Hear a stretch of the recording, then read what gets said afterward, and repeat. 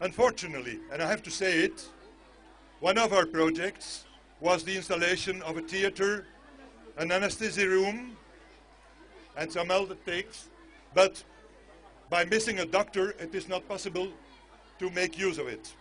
I hope that this will be, in future, becomes a better way. Rohi Jame is the nurse in charge of Sukuta Health Center. We want to reassure you that the things that have been donated to the health center and the materials will go a long way in serving our people, and also strengthening the efforts of the government. And because you know in the Gambia, healthcare is free, because if you look at the charges being attached to it, it's very, very minimal to sustain health.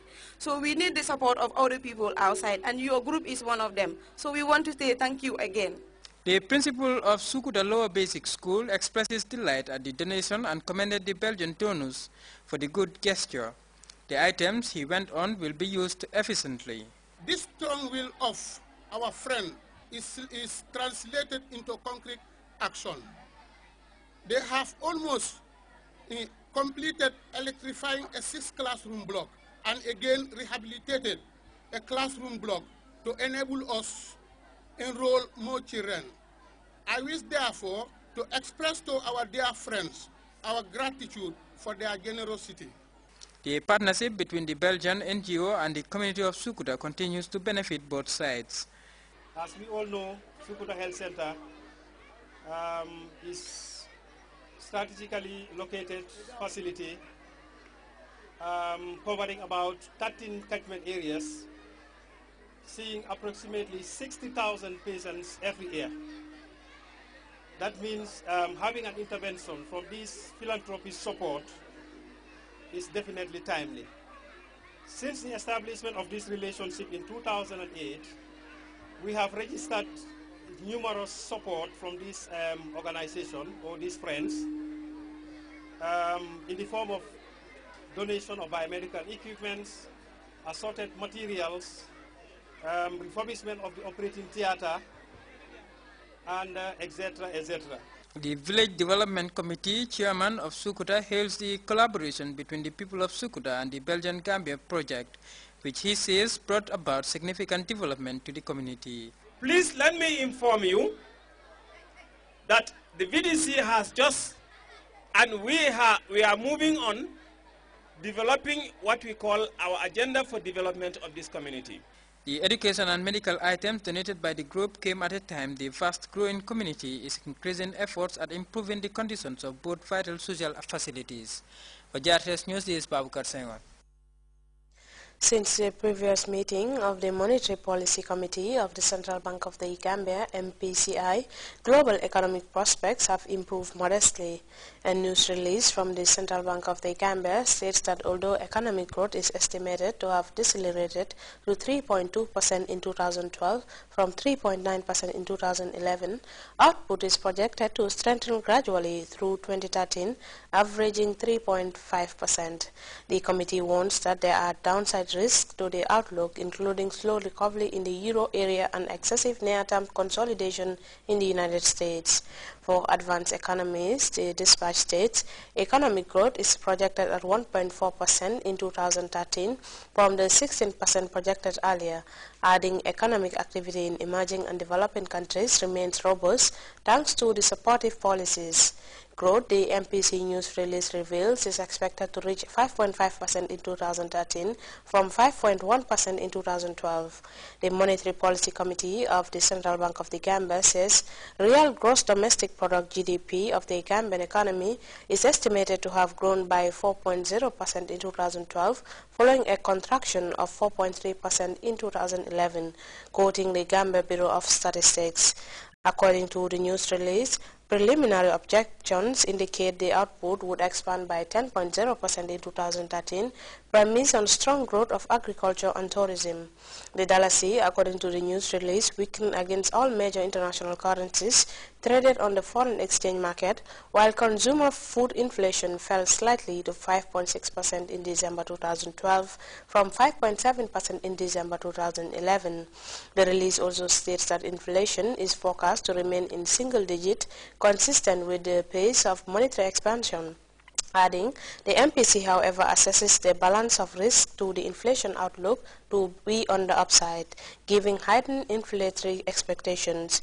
In the light of these developments, the Monetary Policy Committee of the Central Bank of the Gambia is of the view that the current monetary policy stance is appropriate and has therefore decided to leave the rediscount rate, the bank's policy rate, unchanged at 12.0%. The MPC would continue to monitor price developments and to take action consistent with its mandate to keep inflation low and non-volatile, it concludes. Officials of the Gambia government and members of the Gambia Supreme Islamic Council have taken delivery of the annual gift of meat supplied by Saudi Arabian government to Muslim countries. Momuru Estalo has details in this report.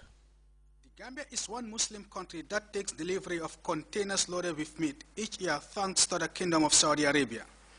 Speaking at the presentation ceremony, the President of the Supreme Islamic Council, Lamin Toure, acknowledged that the Saudi Arabia government has been very supportive of the country.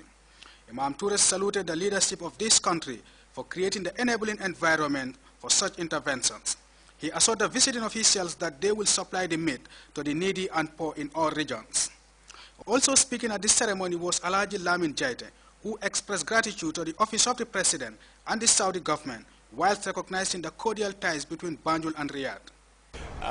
The President of the Supreme Islamic Council, in his speech, has focused on the bilateral relation between the Republic of the Gambia and Kingdom of Saudi Arabia under the leadership of our visionary leader, Dr. Sheikh Professor Dr. Yahya Abdulaziz Jammeh. That is why he said every year this meat is sent to the Islamic countries, to the Muslim Ummah for benefit in this meat. For the visionary directives from the Office of the President, this is why this transaction is under the Secretary General. Under his able leadership also, he gave us a chairman who led the committee that look into the matters relating to distribution of this sacrificial meat. The Islamic faith advocates for sharing and caring with the less privileged, and with such a spirit, once again demonstrated by Saudi Arabia, authorities have given assurance that the meat will be distributed fairly. Mohamed Jallo, GRTS News. Justice Mikhail Abdallah has granted bail to Mamburen Njai, the former Minister of Finance and Economic Affairs. Yet to face any charges, the former Finance Minister has been in custody for almost a month. Justice Abdallah set bail at $15 million with government authorities in possession of landed property in the Greater Banjul area. The judge further ordered that the former Minister Njai's travel document should be delivered to the registry of the High Court. The suspect should be reporting to police on Mondays and Thursdays. Well, time now to take our first break. We'll be right back.